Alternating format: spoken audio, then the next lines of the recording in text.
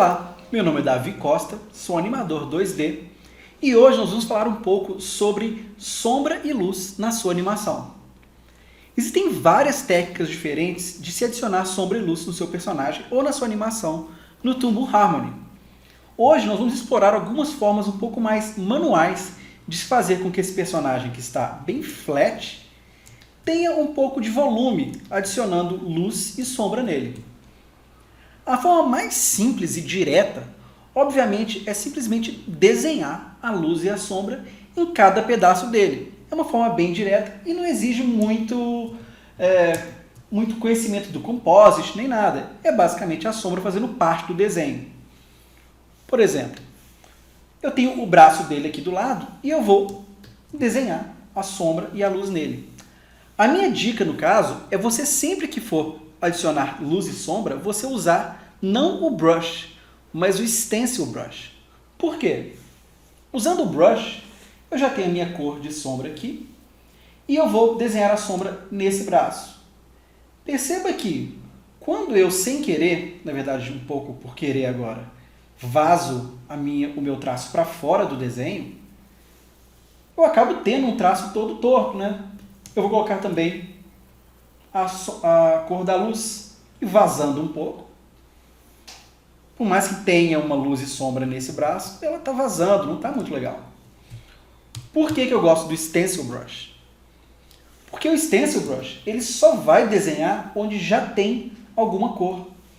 Então, mesmo que eu vaze para fora, na hora de fazer essa sombra, por exemplo, vou vazar bastante agora, ele vai ignorar, porque estava vazio.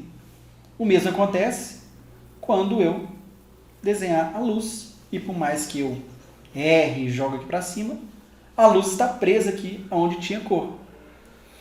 E assim eu já tenho um braço sombreado. Sem muito mistério, eu posso continuar fazendo isso em todo o meu personagem. Então eu posso fazer uma luz no chapéu, uma sombra, enfim, tudo muito simples quando a gente faz dessa forma. Porém, existe um problema com essa forma tão direta de colocar luz e sombra no seu personagem. É o fato de que ele é uma animação, ele vai mudar de posição.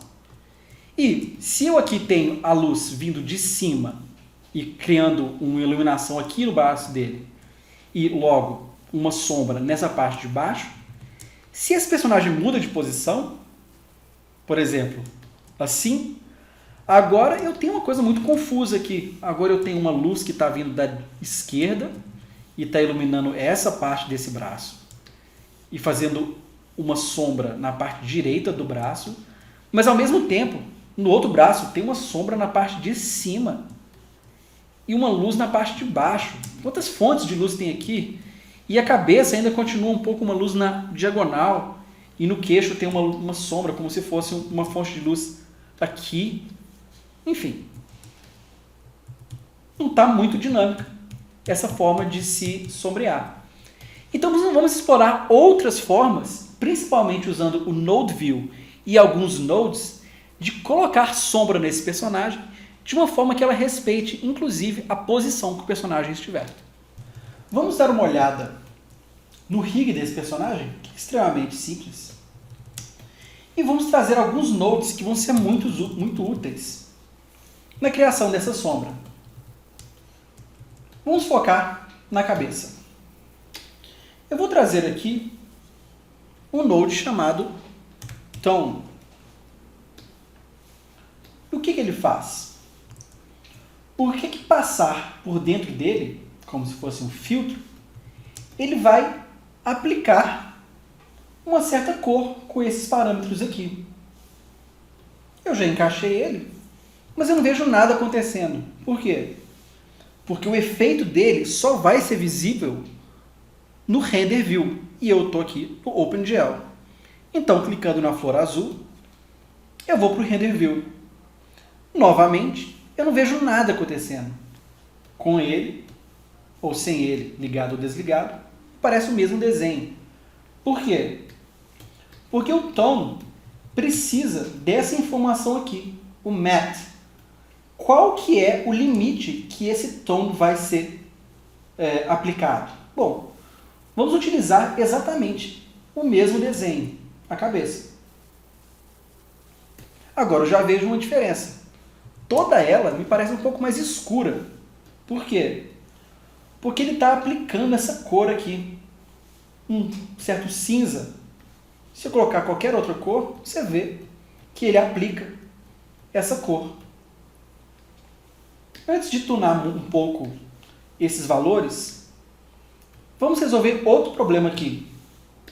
O fato de que eu não quero que a cabeça inteira esteja sombreada, e sim só a parte de baixo. E eu vou fazer isso manipulando o que é que entra aqui, no Math do Tone, que vai definir qual que é o limite que vai ser afetado por esse tono. E é aqui que entra um dos nodes que eu mais utilizo, o chamado Apply Peg Transformation. O que ele faz? Vamos tirar esse tom aqui um pouco e vamos entender o Apply Peg Transformation. Se eu encaixar uma outra instância da cabeça nesse porte aqui da direita e no porte da esquerda eu criar um novo peg, eu consigo manipular o que é que entrou nesse porte com um peg que está abaixo na hierarquia, o que é muito útil em várias situações. Então eu vou encaixar no meu composite e perceba que é como se eu tivesse criado outra cópia dessa cabeça. E não só é uma nova cópia, mas ela vai herdar todo o movimento que a cópia original tiver. Então, com um pouco de criatividade, a gente já pode imaginar como que eu posso usar isso para criar um limite para o meu efeito de tom que seja só a parte de baixo. Vamos criar o Apply Peg Transformation, passar por essa segunda instância, criar um novo peg e movimentar um pouquinho. Por exemplo, assim, ou assim. Vou subir um pouquinho e deixar desse jeito. Aqui, me parece que a sombra está exatamente o oposto do que eu quero, né? Eu estou com uma luz aqui embaixo e a sombra está todo o resto. O que eu vou fazer é clicar 2 vezes nessa máscara aqui para inverter a forma com que a máscara do tom funciona. Pronto. Agora eu tenho uma parte de baixo dessa cabeça que vai ser aplicada essa cor aqui, do tom. E quais que são os parâmetros que eu posso mexer? Bom, eu tenho um tipo de blur, você vê que é uma luz um pouco com um desfoque. Se eu colocar 0, vai ficar uma luz bem chapada, já que não tem nenhum desfoque. Eu acho que o 2 estava legal. Eu também posso, claro, alterar a cor que eu quero essa sombra, uma sombra um pouco mais azul. Eu acho até que aquela roxa já estava boa. A intensidade dela, que é basicamente um multiplicador. Por exemplo, se eu colocar o 2, vai ficar o dobro, ou mais ainda, da intensidade. Se eu colocar 0,5, vai ficar metade da intensidade. Eu mal consigo ver. Vamos deixar 1.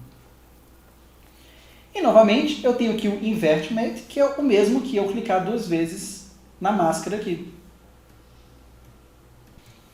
E agora eu tenho um sisteminha que perceba que, mesmo que eu gire a cabeça,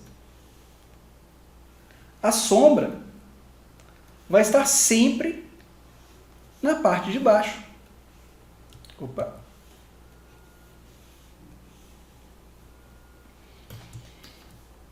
Ok, já resolvemos a sombra. E a luz? Bom, nós podemos usar mais um node feito justamente para isso. E esse é chamado de Highlight. A dica aqui é usar esse mesmo cabo que está saindo do tom, com toda a informação, tanto da cabeça quanto da iluminação e passar pelo highlight. Eu vou desligar o tone momentaneamente, só para vermos o que o highlight faz. Assim como o tone, o highlight não está fazendo nada, mesmo no Render View. Por quê? Porque esse porte aqui está vazio. Vamos preencher ele com a cabeça. E já vemos ela toda iluminada. Eu nem preciso dizer que até os parâmetros são bem parecidos. Eu posso mudar a cor aqui, por exemplo, uma luz um pouco mais amarela. E usar a mesma lógica. Um Apply Peg Transformation. Uma nova instância da cabeça. Um novo Peg para posicionar essa nova instância. Trazer um pouco para baixo. E inverter a máscara. Agora eu já tenho uma iluminaçãozinha na parte de cima do personagem. Ligando de volta o tone, eu já tenho a cabeça dele toda preenchida com luz e sombra. O legal desse sisteminha, além do fato de que não importa a posição da cabeça, a luz e a sombra vai ficar sempre luz em cima e sombra embaixo, é que eu posso até pegar tudo isso, adicionar em um grupo, selecionando todos os nodes e apertando Ctrl G, e simplesmente aplicar isso em todos os outros pedaços do corpo. Por exemplo, dupliquei e colocar nesse braço, mais uma para esse braço, mais uma para essa perna, para outra perna, para o dorso. E o efeito já funciona para todos ao mesmo tempo. De novo, se eu modificar a posição do personagem, a luz continua em cima, a sombra continua embaixo, em todos os pedaços dele. Ou, se você preferir, você pode simplesmente aplicar em tudo de uma só vez.